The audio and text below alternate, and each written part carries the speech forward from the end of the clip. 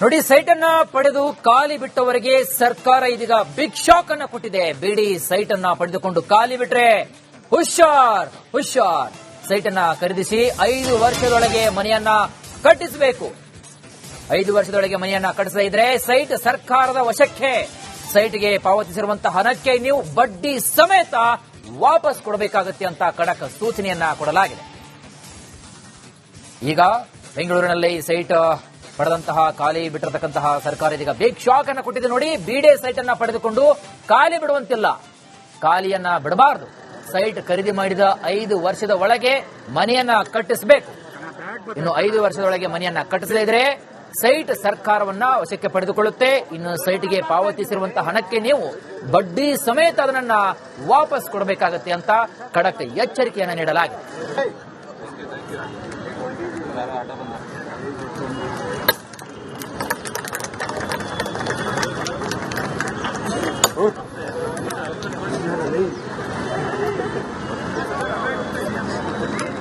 Sir ರಾಜನ ಸ್ವಲ್ಪ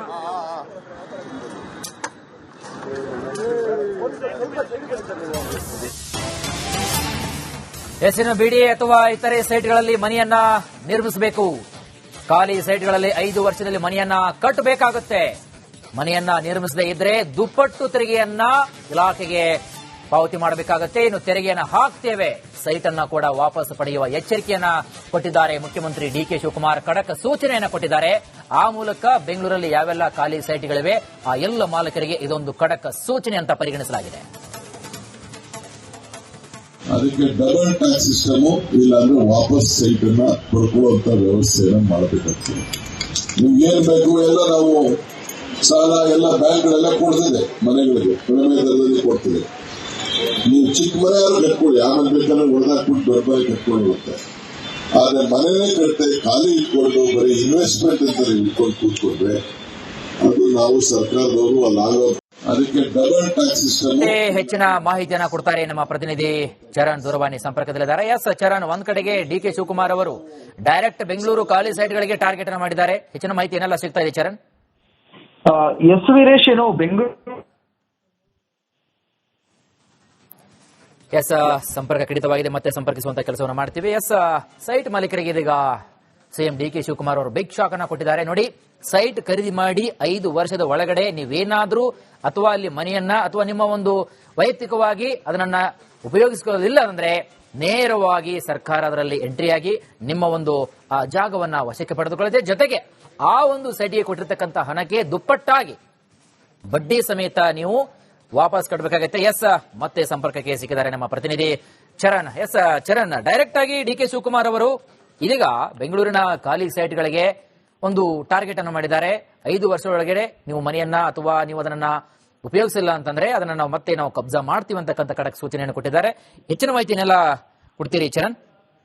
S Veeresh, ಪ್ರಮುಖವಾಗಿ ಏನು ಬೆಂಗಳೂರಿನಲ್ಲಿರುವಂತಹ ಸೈಟ್ಗಳೇನಿದೆ ಅದರಲ್ಲೂ ಕೂಡ ಬಿಡಿಎ ಇಂದ ಖರೀದಿ ಮಾಡಿರುವಂತಹ ಸೈಟ್ಗಳೇನಿದೆ ಅವುಗಳಲ್ಲಿ ಒಂದಿಷ್ಟು ಜನ ಮಾಲೀಕರು ನಿವೇಶನಗಳನ್ನ ಕಟ್ಟಿಕೊಂಡಿಲ್ಲ, ಅದರಲ್ಲಿ ಯಾವುದೇ ರೀತಿಯಾದಂತಹ ವಾಸಗಳನ್ನ ಕೂಡ ಮಾಡ್ತಾ ಇಲ್ಲ. ಇದರಿಂದಾಗಿ ಒಂದು ಕಡೆಯಲ್ಲಿ ಬಿಡಿಎ ಲೇಔಟ್ಗಳ ಸೌಂದರ್ಯಕ್ಕೆ ಧಕ್ಕೆ ಬರ್ತಾ ಇದೆ. ಅದರ ಜೊತೆಗೆ ಬೆಂಗಳೂರಿನಲ್ಲಿರುವಂತಹ ಖಾಲಿ ಸೈಟ್ಗಳನ್ನ ಈಗಾಗಲೇ ಅವುಗಳಲ್ಲಿ ಹಾಕಿರುವಂತಹ ತ್ಯಾಜ್ಯಗಳಾಗಿರ್ಬೋದು, ಅದರ ಜೊತೆಗೆ ಕಟ್ಟಡದ ಒಂದಿಷ್ಟು ತ್ಯಾಜ್ಯಗಳಿದೆ, ಅವುಗಳನ್ನ ತೆರವು ಮಾಡುವಂತಹ ಅಭಿಯಾನವನ್ನ ಕೂಡ ಜಿಬಿಎ ನಡೆಸ್ತಾ ಇರುವಂತದ್ದು. ಈ ಸಂದರ್ಭದಲ್ಲಿ ಡಿಕೆ ಶಿವಕುಮಾರ್ ಅವರು ಬಿಡಿಯಿಂದ ಸೈಟ್ ಅನ್ನ ಖರೀದಿ ಮಾಡಿರುವಂತವರು ಮತ್ತೆ ಖಾಸಗಿಯಾಗಿ ಸೈಟ್ ಅನ್ನು ಹೊಂದಿರುವಂತವರಿಗೆ 5 ವರ್ಷದ ಗಡುವನ್ನ ಕೂಡ ಕೊಟ್ಟಿರುವಂತದ್ದು.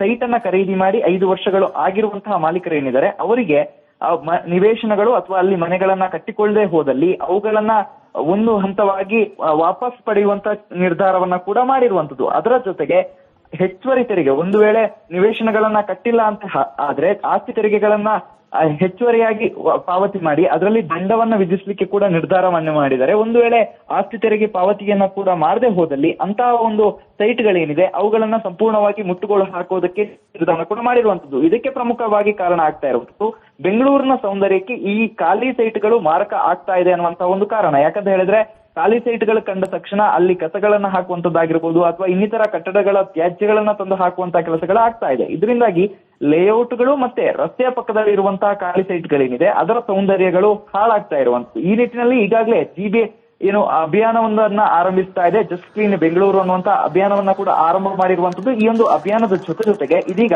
ಬಿಡಿಎ ಲೇಔಟ್ಗಳು ಮತ್ತು ಇನ್ನಿತರ ಸೈಟ್ಗಳಿಂದ ಆ ಒಂದು ಸೈಟ್ ಸ್ವಚ್ಛತೆಗೆ ಹೆಚ್ಚಿನ ಗಮನವನ್ನ ಕೂಡ ನೀಡಲಿಕ್ಕೆ ಸಿದ್ಧತೆಯನ್ನ ಮಾಡಿಕೊಂಡಿರುವಂತದ್ದು. ಖಾಲಿ ಸೈಟ್ಗಳನ್ನು ಹಾಗೆ ಬಿಡದಂತೆ ಅವುಗಳಲ್ಲಿ ನಿವೇಶನವನ್ನ ನಿರ್ಮಾಣ ಮಾಡುವಂತೆ ಈಗಾಗಲೇ ಸೂಚನೆಯನ್ನ ನೀಡಲಾಗ್ತಾ ಇದೆ. ಒಂದು ಕಡೆಯಲ್ಲಿ ಈ ಒಂದು ವಿಚಾರ ಏನಿದೆ ಪರ ವಿರೋಧದ ಚರ್ಚೆಗೆ ಕೂಡ ಕಾರಣ ಆಗ್ತಿರುವಂತದ್ದು. ಒಂದಿಷ್ಟು ಸೈಟ್ ಮಾಲೀಕರು ಇದಕ್ಕೆ ವಿರೋಧವನ್ನ ಕೂಡ ವ್ಯಕ್ತಪಡಿಸ್ತಾ ಇದ್ದಾರೆ. ಒಂದು ಕಡೆಯಲ್ಲಿ ಸರ್ಕಾರದ ಅಧೀನದಲ್ಲಿರುವಂತಹ ಇದನ್ನ ಸ್ವಚ್ಛ ಮಾಡಿ ಖಾಸಗಿಯ ವಿಚಾರಕ್ಕೆ ಬರಬೇಡಿ ಅನ್ನುವಂತಹ ಮಾತನ್ನ ಕೂಡ ಸೈಟ್ ಮಾಲೀಕರು ಹೇಳ್ತಾ ಇರುವಂತದ್ದು. ವೀರೇಶ್, ಥ್ಯಾಂಕ್ ಯು ಚರಣ್ ತಮ್ಮೆಲ್ಲ ಮಾಹಿತಿಗಾಗಿ.